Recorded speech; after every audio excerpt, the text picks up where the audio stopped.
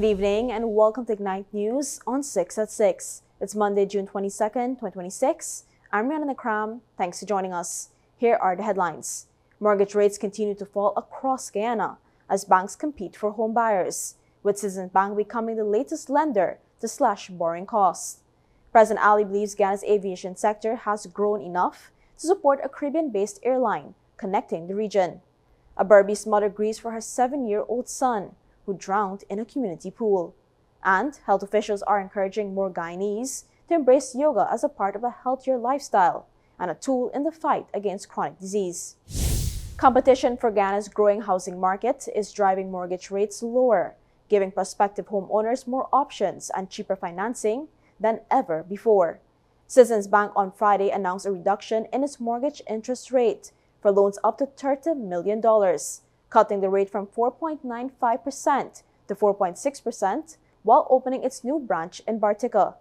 The move marks the bank's second mortgage rate reduction this year and comes amid intensifying competition among commercial lenders seeking to attract home buyers. In recent months, GBTI unveiled mortgage rates as low as 3% through its Advantage Rewards program. The Amara Bank increased its residential lending ceiling from $30 million to $40 million, while maintaining rates as low as 3.5%. And Republic Bank introduced refinancing offers at 4.7%, while removing lending caps on residential mortgages. Housing Minister Colin Crowell recently said government housing policies have helped push average mortgage rates for low-income borrowers from around 6% in 2020 to just over 3% today, while expanding access to financing. Once you have your agreement of sale, you can use that to engage the lending agencies. You now have banks, and you also have, now as we approve this year, you have insurance companies who are providing loans or mortgages. Citizens Bank says its latest reduction is intended to make home ownership more affordable while supporting the government's housing drive. According to Managing Director and Chief Executive Officer Clifford Reyes, the bank is also waiving legal and registration-related costs for qualifying borrowers and offering financing packages aimed at first-time homeowners. Today, I am pleased to announce that there is a further reduction in our rate of interest.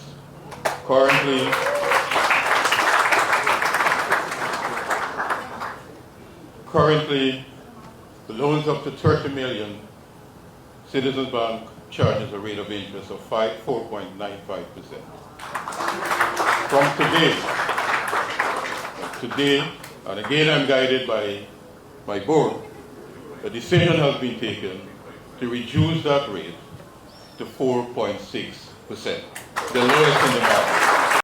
The bank says it has already disbursed more than $5.5 billion in loans across Region 7 alone and expects demand for housing finance to continue growing as more Guyanese enter the property market. Guyana is urging Caribbean maritime leaders to broaden their focus beyond routine administration and begin treating oceans, rivers, and shipping routes as key drivers of future economic and strategic security. Speaking at the opening of the 5th Regional Meeting of Directors and Heads of Maritime Administration, Public Works Minister Juan Edgel said the region must place greater emphasis on the sustainable use of waterways. I hope the conversation this week will not just be administrative, but we have to discuss the blue economy. And in the maritime sector and in shipping, the sustainable use of our oceans and our rivers and our waters are key. Edgel warned that access to and management of water resources could become one of the defining global challenges of the future. He said Caribbean nations, many of which are island states, have a shared responsibility to ensure the sustainable use of waterways while creating new economic opportunities through maritime development. It is believed that anytime the world goes to a next war, a world war, it will not be about oil, it will be about water and the sustainable use of water and access to fresh water. The minister also called for practical solutions that advance regional cooperation and strengthen the maritime sector's contribution to economic growth. The regional meeting continues this week with discussions on maritime safety, environmental protection, legal reform, decarbonization, and capacity building.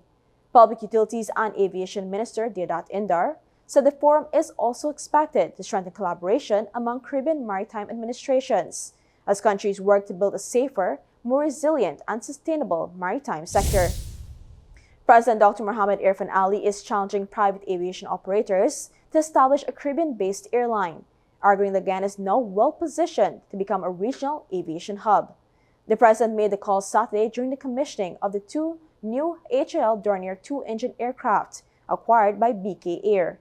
He said Guyana's rapid economic expansion and government support for the aviation sector have created opportunities that did not exist a decade ago. I believe that our aviation players should come together to look towards developing a regional carrier because Guyana's ambitions now seem limitless. President Ali said government is pursuing a 10-point aviation strategy aimed at transforming Guyana into a regional center for aviation services and connectivity. He therefore challenged the producers of the HAL Dornier, India's Hindustan Aeronautics Limited, to set up shop here in Guyana, insisting that the sector requires viable investments. I said to our people, and I said to HAL, and I said to the Prime Minister of India, we are not interested in buying an aircraft. We are demonstrating our confidence in buying, yes. But we want you to establish a commercial hub and a service hub for HAL here in Guyana. You have to join us there. We are not your marketers, we are your partners. BK Air's new aircraft will support scheduled interior operations, medevac services, aerial surveying, and private charter flights.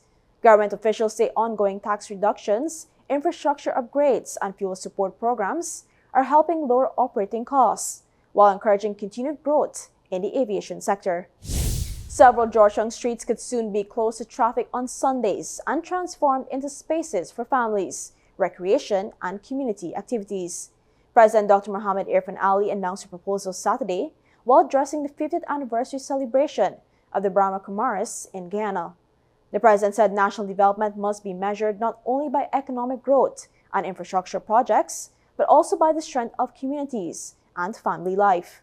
He argued that creating shared public spaces would help foster stronger social connections and support the goals of the One Guyana initiative. We are witnessing a period of unprecedented national development. But as we celebrate material progress, we must also recognize that a nation can build highways, but it must also build character. A nation can construct buildings, but it also must construct values. And a nation can accumulate wealth, but it must also cultivate wisdom. President Ali also praised the Brahma Kumaris for promoting meditation, emotional resilience, and self-awareness over the past 5 decades. The organization's international representative, Sister Jayanti, used the occasion to formally pledge support for the government's One Guyana vision. Today, in solidarity with your vision for One Guyana, we pledge ourselves to serving the people of Guyana in building their inner capacity for vision, courage, and generosity. The president also stressed that diversity remains one of Guyana's greatest strengths and said national development must be rooted in compassion, mutual respect, and shared purpose. The Brahma Kumaris used the occasion to reaffirm their commitment to supporting Guyana's social and spiritual development as the organization celebrates 50 years of service in the country. One returned, a mother recounts the devastating loss of her 7-year-old son in Berbice. Education Minister Sonia Parag warned students about the dangers of vaping and peer pressure. And University of Guyana students reflect on the challenges and triumphs that brought them to the finish line. Fuel it up and drive, super 95. Tune up, fuel it up and drive, super 95. Tune up. Protect your fuel system, boy. High mileage and performance, boy. Guy Oil's Super 95 gasoline gives you more reasons to drive and is available at 56 service stations nationwide. For affordable price, high performance, and high mileage, choose Guy Oil's Super 95 gasoline. Fuel it up and drive. Welcome back. We begin with a tragic story from East Bank, Berbice, where a 7-year-old boy lost his life after drowning in a community pond. A Sunday afternoon outing ending in tragedy in East Bank, Berbice after 7-year-old Caden Bussey drowned in a community pond. Police said the All Saints Primary School student left home with several other children and went to a pond at Glasgow Housing Scheme between 1:30 and 2:30 Sunday afternoon. Investigators said the children were sitting along the edge when Caden entered the water and disappeared beneath the surface. The group reportedly ran home without immediately alerting adults. Caden's mother, Gaynor Paul, said she was resting at home and didn't know her son had gone to swim. I know they was in the yard playing. My neighbor now, for 2 something, I can't really say the time because I didn't really check the time. She come out, she said, Gaynard. She said she hear that somebody missing. You understand? At Silent Dam. So then she said, oh. And then she asked me, children. So when I said, not here. And that's when I jump on me bike. And I go straight to the Silent Dam. Upon arriving, she met 2 of her younger children and immediately asked about their brother. My son saying they're in the water. So I go to the water and same time, 2 people jump in. But they say a man going first and he jump in, but he didn't see nothing. Then 2 still going and they say, man, don't get deep. Don't get deep. Paul said she could not bring herself to believe her son had drowned. Convinced that he may have wandered home, she left the scene and returned to the house, hoping to find him there. My son said, man, let them do a prank. Them 2 girls, let them do a prank. And when they do, play like they're drunk, and that's when my son jump in. Me know if he jump in for save them or what. And my son said, he try. He said, Mommy, I jump in and I try. A relative later recovered the child's body from the pond. Paul said she was repeatedly warned her children about going near the dam, which has been associated with previous drowning incidents. Police say no marks of violence were found on the body. A post-mortem examination is pending as investigations continue. Education Minister Sonia Parag has issued a strong warning of the dangers of peer pressure, specifically targeting vaping and alcohol consumption among students, which she said could lead to a downward spiral of life-altering addictions. She made the remarks at the close of a 2-day sexual and reproductive health symposium held at Berbice Secondary School in Region 7, in partnership with UNICEF, UNFPA, and other United Nations agencies. You do not need to be cool by giving in to peer pressure. That is something very, very, very important. How many of you think that because your friend is doing something, it is cool to do, so you're influenced by it? How many of you? If your friend is vaping and it looks cool, they make it look cool, you want to vape too, if you're in that same circle. How many of you? How many of you understand that you have the power to say no? And that's okay. The 2-day program, held in partnership with several UN agencies, brought together students from Berbice Secondary and 3 Mile Secondary School for discussions on puberty, menstrual health, teenage pregnancy, healthy relationships, and gender-based violence. Parag told students that adolescence is a period of significant physical and emotional change, and encouraged them to make informed decisions about their health and well-being. The symposium concluded with a public awareness walk and an adolescent health pledge signed by participating students.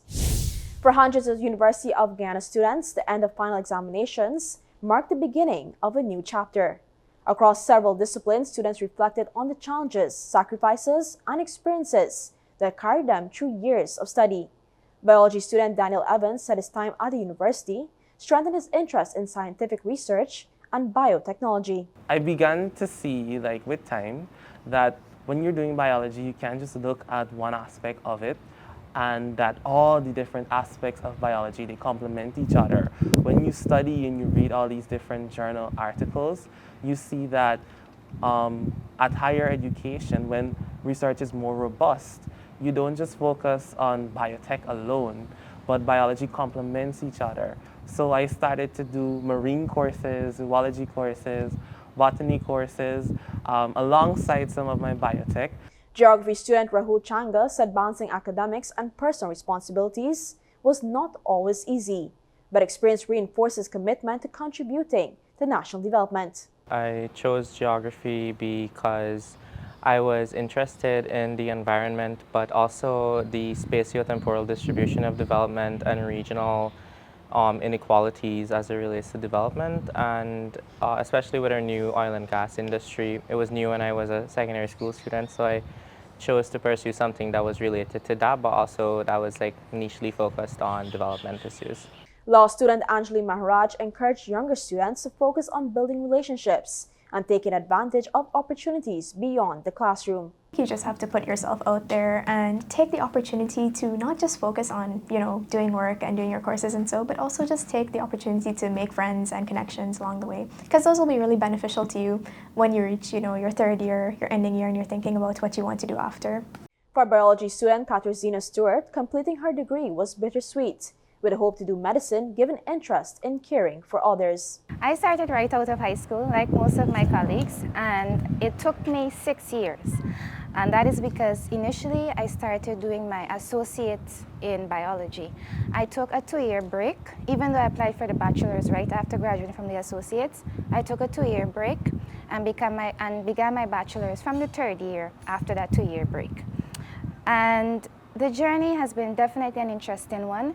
Their stories reflect a common theme among students leaving the examination halls with resilience, ambition, and excitement for the future. Health Minister Dr. Frank Anthony is encouraging more Guyanese to incorporate yoga into their daily lives as part of efforts to improve health and prevent chronic disease. The minister made the appeal during activities marking International Day of Yoga 2026. Speaking under the theme Yoga for Healthy Aging, Dr. Anthony said growing scientific evidence continues to support yoga's physical and mental health benefits. The science has shown that those who regularly practice, that many of the chronic non-communicable diseases that affect us, that we can also them, or if you have them, that we can be able to control them. And so are tremendous. The event was organized by the High Commission of India and the Swami Vivekananda Cultural Center and attracted participants from across the country. Acting High Commissioner of India to Guyana, Manoj Kumar, said yoga continues to promote healthier and more balanced lifestyles worldwide. As people across the world aspire for live longer, healthier and more fulfilling lives, ensuring healthy and dignified aging has become a shared global priority. The growing burden of lifestyle-related ailments further underscores the importance of preventive healthcare and holistic well-being.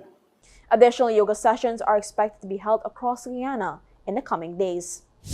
When we come back, Slingers Football Club prepare for the biggest regional test yet. Ireland names a new 2020 captain ahead of a tough series against India.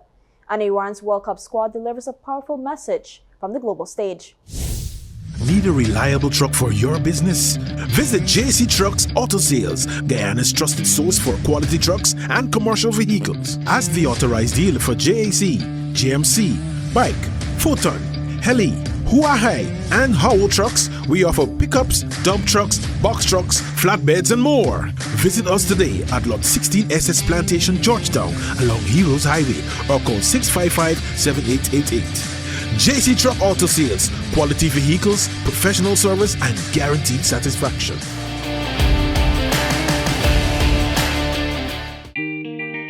Your business is built on hard work, vision, and the drive to succeed. At GBTI, we understand what it takes to grow. That's why we offer Grow, a small business service designed to help your business expand, adapt, and reach its full potential. From new opportunities to new milestones, we're here to support you every step of the way. Grow from GBTI. Progress starts here. You're watching Night News on 6 at 6. Thanks for staying with us. Slingers Football Club are heading into regional competition full of confidence. Head coach of Slingers Football Club, Jamal Shabazz, is downplaying his squad's lack of regional experience ahead of the Caribbean Football Union Club Shield next month in Trinidad and Tobago. Slingers went unbeaten in the Ghana's Football Federation's Elite League to gain entry in the tournament, where top two finish would secure qualification for the CONCACAF Caribbean Cup. Shabazz said the team has spent the last 2 months preparing for the tournament and believes success will depend on how well players adapt to the demands of regional competition. So, experience will be something that we will be short on. But where we would lack experience, we want to make up with desire and intensity. As I say, training 1:30 here at the NTC is a grand achievement. And we're going to have more sessions like this to prepare ourselves to the best of our ability. While acknowledging that many of his players lack exposure at this level, Shabazz said he views that as a challenge rather than a weakness. We have been through so much. Remember the days when having a Guyanese passport was like problem in the airport in Trinidad, problem in the airport in Barbados. Now, people from Barbados, Trinidad, Houston, all over the world want to come to Guyana. So we've shown that resilience as a people, and Allah has blessed us with what President Irfan is called Isle, right? So therefore, if Slingers FC could show that resilience and rise above that challenge, ain't no telling how Allah will bless me. The competition begins on July 23rd with Slingers among 12 clubs seeking promotion to the Caribbean Cup. Established in 2018, the CFU Club Shield serves the pathway for champion amateur and semi-professional clubs across the region to advance into higher levels of Caribbean competition. Ireland have named wicketkeeper batsman Lurcan Tucker as their new 2020 international captain, following the departure of Paul Stirling. According to ESPN Cricinfo, Tucker's first assignment will be a 2-match series against defending world champions India in Belfast. Ireland entered the series severely undermanned, with several senior players unavailable through injury, including Josh Little, Mark Adair, and Curtis Camphor. The absences have opened the door for a number of younger players, including Ruben Wilson, Jai Mundra, and Matt Hollard. National selector Andrew White acknowledged the injury setbacks, but said the situation prevents valuable opportunities for emerging talent.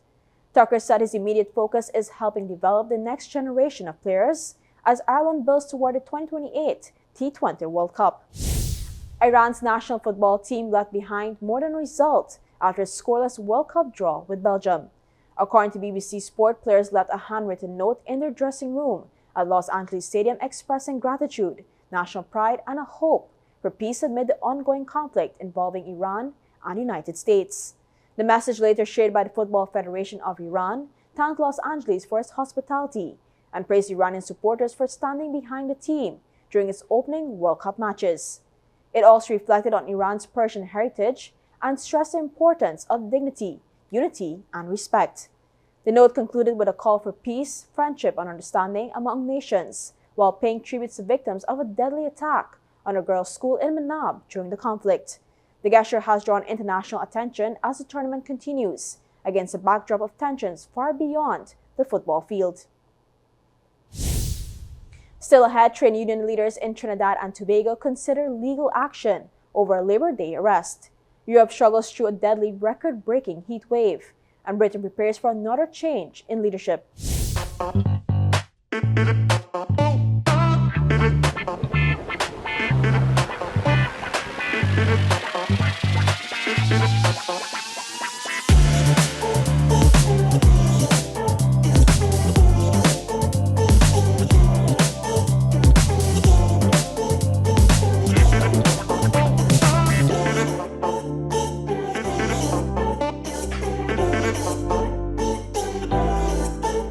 Let Prems Electrical help you turn that dream home or project into a reality. We have the ability to be the one supplier for all your residential and commercial electrical requirements. Our great prices ensures ongoing customer satisfaction, from brightening up your space to setting the mood. You're sure to find what you need in our amazing lighting range. Prems Electrical, Guyana's electrical giants. 177 Alexander Street, Laceytown. Telephone 227-7765. Welcome back. Trade union leaders in Trinidad and Tobago are seeking legal advice after the arrest of an activist and her mother. Alyssa Phillip and her mother Camille Carrasquero were arrested during Labor Day celebrations in Faizabad. According to Trinidad and Tobago Guardian, the National Trade Union Center has retained a senior constitutional attorney to determine whether the arrest may have violated constitutional rights. General Secretary Michael Anisette said the incident raises serious concerns about the powers being exercised under the country's current state of emergency regulations. Anisette also rejected police claims that Phillip was not authorized to participate in the Labor Day March, insisting she had been invited by the Seamen and Waterfront Workers Trade Union. He argued that Labor Day events have traditionally been open to activists, community groups, and supporters, and questioned the police's authority to determine who can take part. In international news, a powerful heat wave continues to grip Europe, leaving at least 18 people dead in France and setting temperature records across the continent. Among the victims were 2 young children who died after being left in a hot vehicle in southern France. Authorities have also linked extreme weather to several deaths among elderly residents and a rise in drowning incidents as people sought relief from the heat. Temperatures topped 41 degrees Celsius in parts of France, while Spain, Italy, and United Kingdom also experienced unusually high temperatures. Scientists say the heat wave is being driven by an omega block weather pattern that is drawing hot air northward from the Sahara Desert and trapping it across Europe. Climate experts warn that rising global temperatures are making heat waves more frequent, more intense, and increasingly dangerous. Officials are urging residents to stay hydrated, avoid prolonged exposure to the sun, and closely monitor vulnerable family members. Finally this evening, British Prime Minister Keir Starmer has announced he will step down as Labour leader and resign as Prime Minister once a successor is chosen, triggering a fast-track leadership race that could deliver a new UK leader by September. His resignation follows months of pressure from within his own party after poor election results, policy reversals, and growing doubts among Labour MPs about his ability to lead them into the next general election. Starmer will become the 6th Prime Minister to leave office since the Brexit referendum, and Britain is now preparing for its 7th Prime Minister in 10 years. Speaking outside Downing Street, Starmer made the announcement himself. The question my party is asking now is whether I am best placed to lead us into the next general election. I have heard the answer of my parliamentary party to that question, and I accept that answer with good grace. Every decision I've taken has been about putting the country I love first. That is why I will resign as leader of the Labour Party. I have spoken to His Majesty the King this morning to inform him of my decision. Labour is expected to choose a new leader before Parliament returns in September. Among the contenders is Annie Burnham, who was sworn in Monday as a new Member of Parliament from Markerfield after winning last week's by-election. The resignation has also prompted calls for a national vote.